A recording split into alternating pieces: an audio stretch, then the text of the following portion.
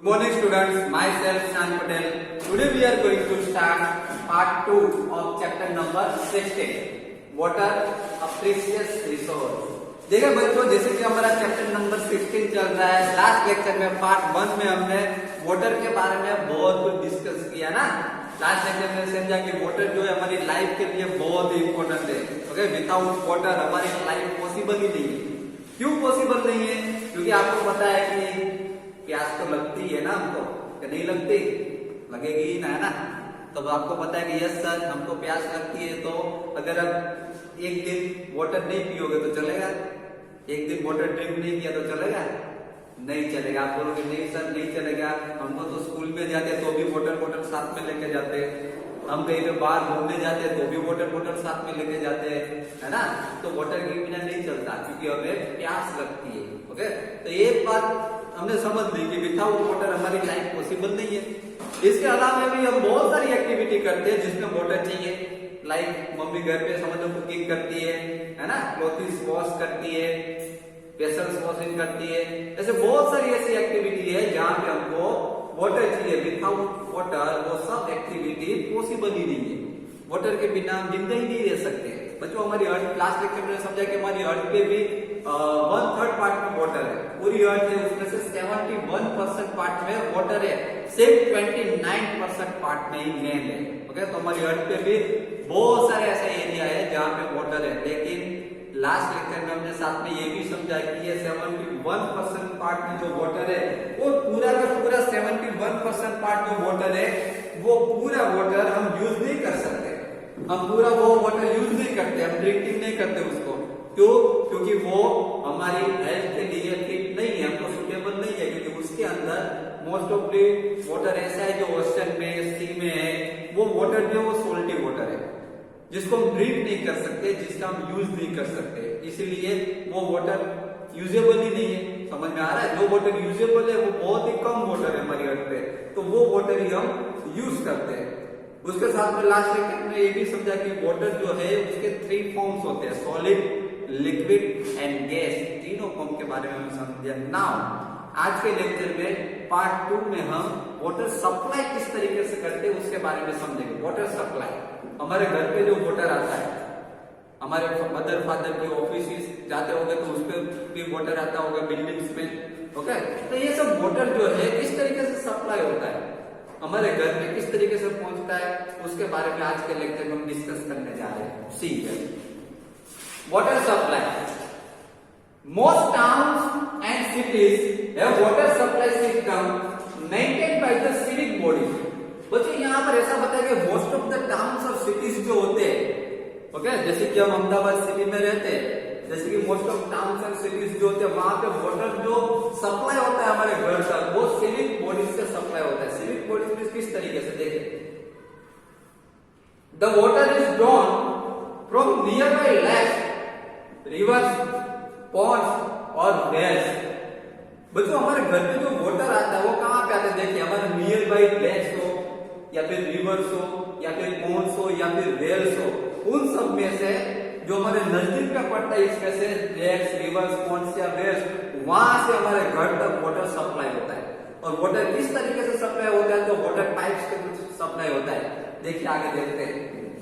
The water is supplied through a network of pipes. बच्चों, water जो है network of pipes के through supply होता है। वाटर किस तरीके से सप्लाई होता है? नेटवर्क ऑफ पाइप्स के थ्रू। वहां से हमारे घर तक ऐसे पाइपलाइंस जो होती है जिसकी वजह से वहां से वाटर जो है पॉन्ड से, लेक से, रिवर्स के, वहां से हमको वाटर हमारे घर तक सप्लाई किया जाता है। Next, many villages do not have such a water supply system. बच्चों, बहुत सारे विलेजेस ऐसे भी है जहां पे वाटर सप्लाई सिस्टम ही नहीं है। जैसे सिटी में जिस तरीके से हमारे घर पे पाइपलाइन के थ्रू वाटर पहुंचता है, उस तरीके से बहुत सारे विलेजेस है जहां पे वाटर उस तरीके से नहीं पहुंचता। वहां पे पाइपलाइन की सिस्टम ही नहीं है, वहां पे वाटर ही नहीं सप्लाई होता, तो वहां पे वाटर सप्लाई नहीं होता, तो किस तरीके से वहां पे वाटर आता होगा? सोचिए।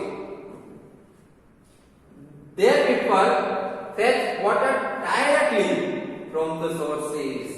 तो बच्चों ये जो पीपल जो होते हैं, जो विलेज में रहते हैं, जहाँ पे पाइपलाइन के थ्रू वाटर सप्लाई नहीं हो सकता उसके हाउस पे, तो वो कहाँ से लाते हैं? डायरेक्ट सोर्सेज से। डायरेक्ट सोर्सेज मींस लेक में से या वेल्स में से, वहां पे जाके अपने विलेज के नजदीक में जहाँ लेक्स होगा, जहाँ रिवर होगी अपने विलेज के नजदीक, अपने वहां पे वेल्स होगा, वहां पे जाते हैं और वहां से वाटर लेके आते हैं। ओके, किस तरीके से वाटर लेके आते हैं देखिए। Often people and even children have to walk several kilometers to fetch water। बच्चों देखिए यहाँ पर ऐसा बताया गया है, people and even children, okay, people even children भी क्या करते हैं? वाटर लेने के लिए जाते हैं। ओके, वेल्स तक, अपने विलेज के नजदीक जो रिवर है वहां तक, वेल्स तक, पॉन्ड्स तक, लेक्स तक, वहां तक जाते हैं, वहां से वाटर भर के लेके आते हैं।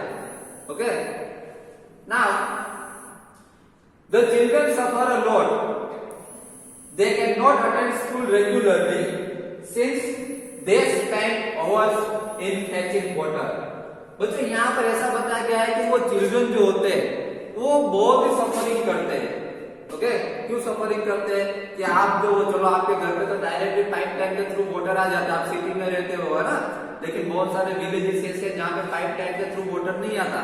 तो क्या प्रॉब्लम होती है कि वहां की जो वुमेन्स है, वहां के जो चिल्ड्रंस है, उनको अपने विलेज के नजदीक में जो पॉन्ड्स, रिवर्स है, वहां तक वाटर लेने जाना पड़ता है, और उसकी वजह से वो स्कूल अटेंड नहीं कर पाते। बहुत सारे ऐसे चिल्ड्रन है विलेजेस में जो इसकी वजह से, वाटर सफरिंग की वजह से उनको वाटर लेने के लिए जाना पड़ता है, वो उसमें बिजी रहते हैं, उसकी वजह से स्कूल भी अटेंड नहीं कर पाते। ऐसे भी लोग हैं, ऐसे भी विलेज है।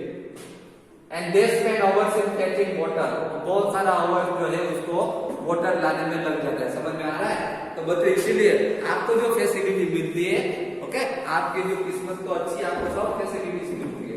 आपके घर पे पाइपलाइन के थ्रू वाटर आ जाता है ना, आपको वो कोई टेंशन ही नहीं है। लेकिन बहुत सारे विलेजेस ऐसे हैं जहाँ पे ये सब प्रॉब्लम्स हो रही है, वाटर की शॉर्टेज है, वाटर की स्कैरसिटी है, जिसकी वजह से ऐसा होता है। Okay, now ground water. बच्चों अब हम ग्राउंड वाटर के बारे में डिस्कस करेंगे कि ग्राउंड है, हम जिस लैंड के ऊपर रहते हैं, ओके, उसके नीचे ग्राउंड में भी वाटर होता है। बहुत सारी ऐसी लैंड है जिसमें ग्राउंड में वाटर रहता है। अब आपको क्वेश्चन होगी, सर ग्राउंड में वाटर किस तरीके से रहता होगा? कि ग्राउंड जो है वहां पे वाटर कहाँ से आता होगा? हम तो वाटर ग्राउंड में डालने जाते नहीं है, तो वहां पे वाटर किस तरीके से आता होगा, है ना? तो चलो उसके बारे में डिस्कस करते हैं। If we dig a hole in the ground near a water body, we will find that the soil is moist। देखिए बच्चों यहाँ पर ऐसा बताया गया है कि कोई वाटर बॉडीज के नजदीक में जो लैंड है, वहां पे लैंड को हम डिग करेंगे, उसकी सोइल को हम डिग करेंगे, उसको खुदते जाएंगे, तो वहां की उसकी जो सोइल जो होगी वो कैसी होगी? मॉइस्ट सोइल होगी। मॉइस्ट का मतलब होता है कि वो गीली सोइल होगी। The moisture in the soil indicates the presence of water underground।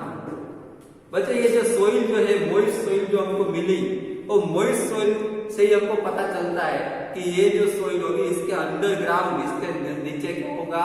Water present होगा। समझ में आ रहा है? तभी तो वो वहां की सोइल कैसी होगी? तभी तो वहां की सोइल मॉइस्ट होगी। समझ में आ रहा है? वो गीली होगी क्योंकि उसके अंडरग्राउंड में क्या होगा? वाटर होगा, इसकी वजह से। क्लियर?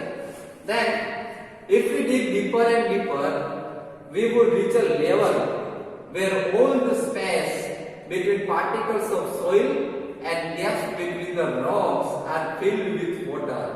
बच्चों यहाँ पर ऐसा बताया गया है कि जैसे हम डीपर एंड डीपर, जैसे डीपर एंड डीपर हम कूदते जाएंगे, डिगिंग करते जाएंगे, जैसे we would reach a level, हम ऐसे लेवल पे पहुंच जाएंगे जहां पर where all the space between particles of soil and gaps between the rocks are filled with water.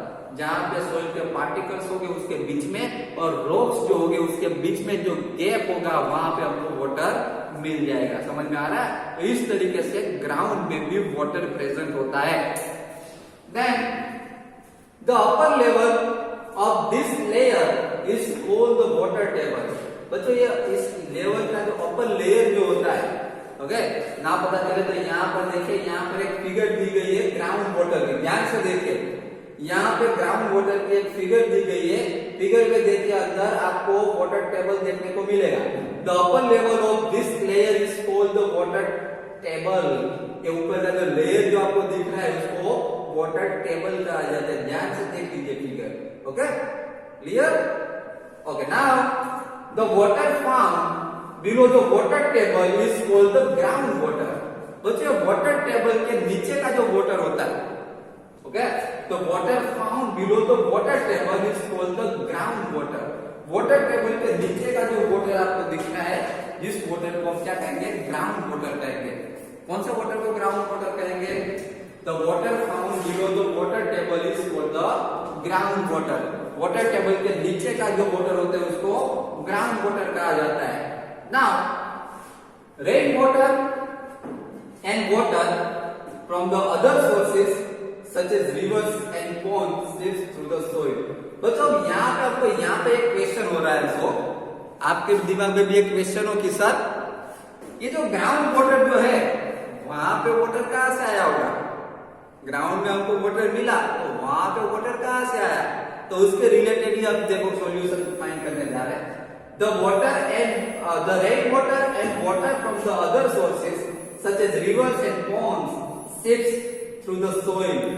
मतलब देखो, जो रेन होती है तब रेन का वाटर और नजदीक में जो वाटर सोर्सेज जो है लाइक रिवर्स, पॉन्ड, उन सब के जो वाटर सोर्सेज जो है वहां का वाटर क्या होता है? धीरे धीरे शिफ्ट होता है लैंड के नीचे, shift through the soil and फिल्स the empty spaces and cracks deep below the ground. और वो शिफ्ट होके जो एम्प्टी स्पेसेस जो होती है, ओके, सोइल के नीचे जो एम्प्टी स्पेसेस जो होती है वहां पे, and crack deep below the ground, ground के नीचे क्या हो जाता है? वो स्टोर हो जाता है। समझ में आ रहा है? इस तरीके से ग्राउंड वाटर जो है वो नीचे हमको देखने को मिलता है। और ग्राउंड वाटर को पाइपलाइन के थ्रू इस तरीके से हम उसको रीचिंग कर सकते हैं, वहां पे पहुंच सकते हैं और उसको कैचिंग कर सकते हैं, उसको खींच सकते हैं। समझ में आ रहा है?